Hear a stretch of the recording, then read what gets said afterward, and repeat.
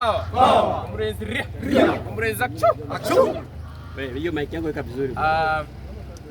and foremost, I would like to thank the Forest for giving us audience.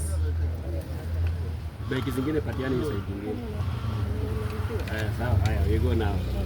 I will begin first of all by thanking the Forest for giving us audience, for trying, of course, to amplify our voices, the voices of young people in this country, not just this country, but the East African community.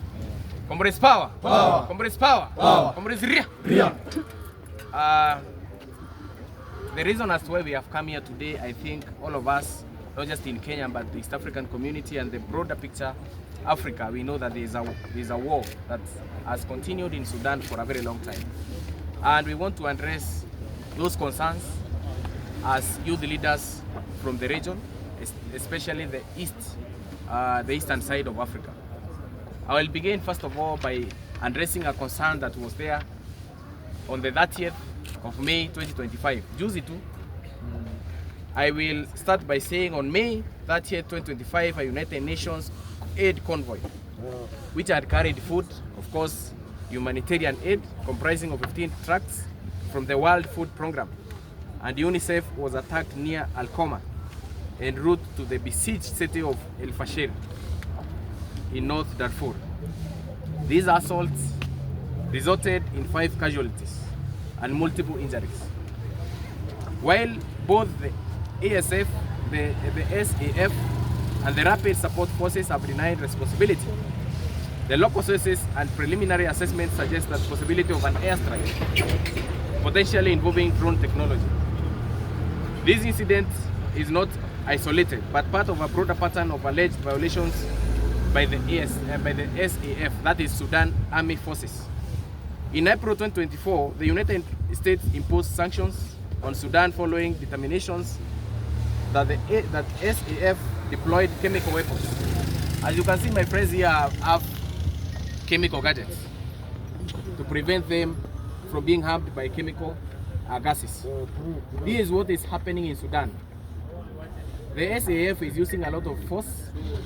They have been using chemical weapons on innocent civilians.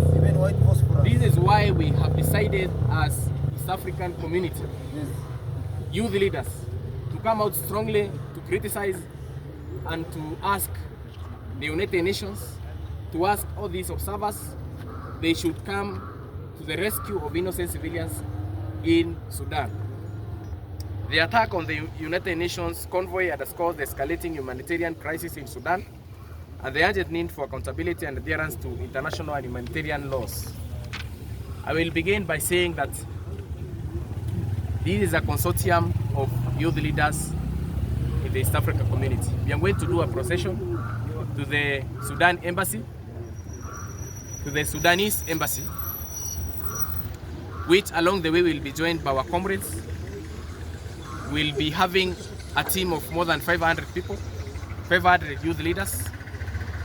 And after this event, we have I'm impressed. So we are going to be joined by our comrades along the way. We will not cease to fight for peace in Sudan. We'll do another procession to the United Nations headquarters. We'll do another procession in the East African community headquarters at Arusha. And finally, we'll do a procession in the African Union headquarters at Addis Ababa. Our main call is peace and cessation of war in Sudan. Viva! I will read this statement which I released to the media also to get a picture of what we are fighting for. We gather here at a time of sorrow, outrage and reckoning. This because of the unfolding crisis in the Republic of Sudan, which is not just domestic implosion, and it is an African crisis. It is a humanitarian calamity of staggering proportions, and more than that, it is a moral test for all who claim to stand peace and dignity for African principles.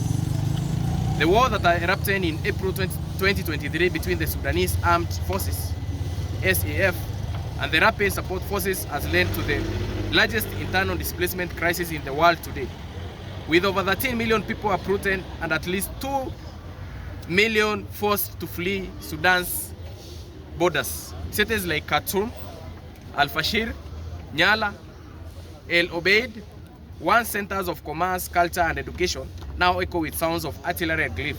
Comrades, power! Power!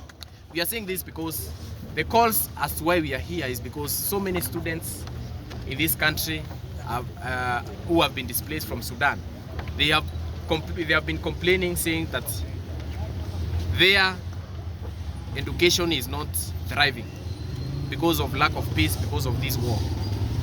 They have been forced to come to Kenya where education is peaceful. Now we have seen it wise, of course, to speak for the voices of the oppressed, the hoi polloi, the people who are dying like chicken. This is something we must stop. Comrades, power! Power! Let me speak plainly. This war is not waged in the name of the Sudanese people. It is being waged against them. From Darfur to Gezira, from the Blue Nile to Khartoum state, innocent civilians have been killed, starved, and brutalized. These are not mere collateral casualties of conflicts. These are the deliberate victims of political war waged by generals with no mandate and no mercy. Comrades, power! Power!